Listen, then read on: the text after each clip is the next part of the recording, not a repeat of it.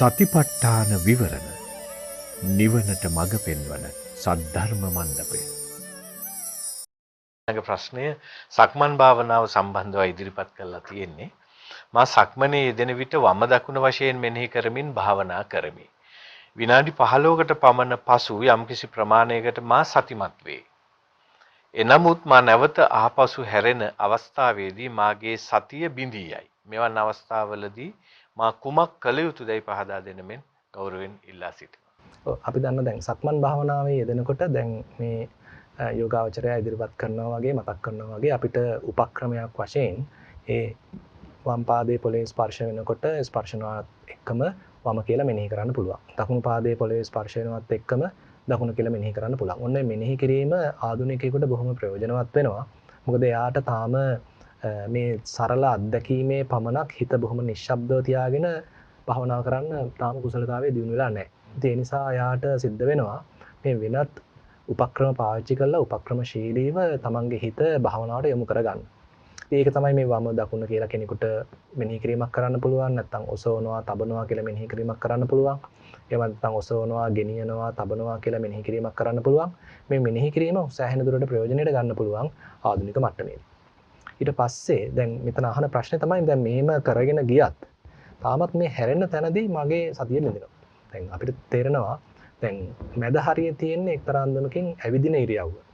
දැන් හැරෙන තැන හැබැයි එතන පොඩි ඉරියාපත සංදියක් තියෙනවා. ඒ කියන්නේ අපි ඇවිදින ඉරියව්වෙන් ගිහිල්ලා ඊට පස්සේ සුළු මොහොතකට වගේ නතර වෙලා ඒ කියන්නේ හිටගෙන ඉරියව්වට පැමිණිලා ඊට පස්සේ කෙටි පියවර කීපෙන් ආපස්සට හැරෙනවා. හැරිලා සුළු මොහොතකට නතර වෙලා ඊට පස්සේ තමයි අපි මේ ආපසු ගමන ආරම්භ කරන්නේ. එතකොට මෙතන තියෙන මේ ඉරියාපත සංදියේදී එක්තරා අන්දමකින් සතිය බිඳෙන්න පුළුවන්. ඒ නිසා අපිට එතන යම්කිසි උපක්‍රමයක් පාවිච්චි කරන්න පුළුවන්. එක පාරටම හැරෙනවා වෙනුවට එයාට පුළුවන් මේ ගමන ගිහිල්ලා ඒ කියන්නේ ආරම්භක යෝගියෙක් වශයෙන් ආධුනික යෝගාවචරයෙක් වශයෙන් මේ ගමනේ යෙදিলা අපිට මේ අවසාන තැනට ආවට පස්සේ සක්මනේ කෙළවරට ආවට පස්සේ මොහොතක් හිට ගන්නවා. එක පාට හැරෙන්නේ නැහැ. සුළු මොහොතක් හිටගෙන තමන් මේ හිටගෙන ඉන්න ඉරියව්වේ සිහිය පවත්වනවා. සතිමත් වෙනවා. ඊට පස්සේ දැන් අපි ගියේ ඇත්තටම ඇවිදින ඉරියව්වේ දැන් ඔන්න අපි පැමිණියා හිටගෙන ඉන්න ඉරියව්වට. ඒකෙත් සතිමත් වුණා. ඊට පස්සේ බොහොම සිහියෙන්ම කිසි කලබලයක් නැතිව කෙටි පියවර කීපයකින් ආපස්සට හැරෙනවා. ඒකෙත් සතිය දියුණු කරනවා. ඊටත් හොඳට සතිය පවත්වනවා. ඊට පස්සේ නැවතත් හිට ගන්නවා. එක පාට ආපස්සට එන්නේ නැහැ. නැවතත් හිට ගන්න ඉරියව්වට එනවා. ඊට පස්සේ ආයෙත් හොඳට සතිය පිහිටියට පස්සේ ඔන්න ආපස්සට එන්න පටන් ගන්නවා. එතකොට මෙන්න මේ වගේ උපක්‍රමයක් අනුගමනය කරන්න කෙනෙකුට පුළුවන් ඒ හැරෙන අවස්ථාවේදී සිද්ධ වෙන ඒ සතියේ දුබලතාවයක් නැත්නම් මගහැරීමක් දුර්වලතාවයක් මගහරව ගන්න. එහෙමයි. පින්වත් ස්වාමීන් වහන්සේ ඊළඟ ප්‍රශ්නයත් පරයන්ක භාවනාව සම්බන්ධවයි. මම භාවනාවේ යෙදී සිටින විට හුස්ම රැල්ලට සිත තියමි. හුස්ම ක්‍රමක්‍රමයෙන් සිහින්ව යන අයුරුත් අත්දකිමි.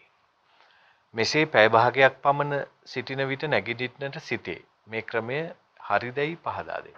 ඔව් ඇත්තටම ඉතින් නැගිටින්න නැතුව ඉන්න පුළුවන් නම් හොඳයි. ඒ කියන්නේ ඒක හැබැයි සකස් වෙලා ඒවි. මොකද දැන් අපිට මේ හුස්ම රැල්ලේ එක්තරා අන්දමක වෙනස් වීම සිද්ධ වෙන්නේ ටිකක් කාලයක් යනකොට. කියන්නේ අපි මේ වෙනස්කම් සිද්ධ වෙනකොටම ඉතින් අපි නැගිට්ටොත් එහෙම ඒ සිද්ධ වෙන ප්‍රතිඵලය අත්දැක ගන්න අපිට අවස්ථාව නැති වෙනවා. ඉතින් ඒ නිසා ටික ටික මේ මාර්ගය දියුණු කරන්න යෝගාවචරය තව පොඩ්ඩක් මේක අල්ලගෙන ඉන්න පුළුවන් නම් ඒ හුස්ම රැල්ලේ සිද්ධ වෙන වෙනස්කම් සිහින් හුස්ම රැල්ලත් අත්දැකීමින් වාසය කිරීම එයා එතෙන්දී නිින්දට වැටෙන්නේ නැතුව කම්මැලි වෙන්නේ නැතුව නැගිටින්නේ නැතිව වෙන අරමුණක් ගන්නෙ නැතුව ඒ සිහින් හුස්ම රැල්ලේම සිහිය පැවැත්වීම තමයි යාට ප්‍රයෝජනවත් වෙන්නේ.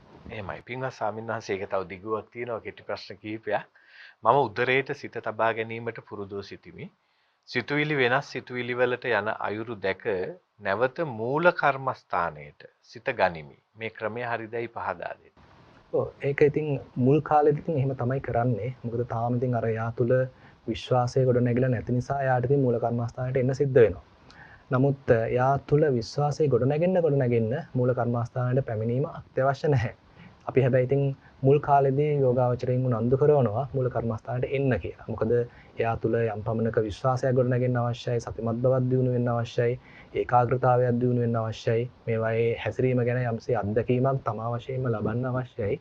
ඒ නිසා අපි ටිකක් ඒ කුසලතාවයන් යෝගාවචරය තුළ දියුණු වෙනකන් මේ අත්තල අල්ලගෙන යනවා වගේ එයාට කියනවා පුළුවන් තරම් මේ මූල කර්මස්ථානය ඇසුරු කරන්න කියලා. ඒ කුසලතාවය වැඩෙන්න ඊට පස්සේ එයාට තේරෙනවා මූල කර්මස්ථානෙට දැන් එන්නම අත්‍යවශ්‍ය නැහැ.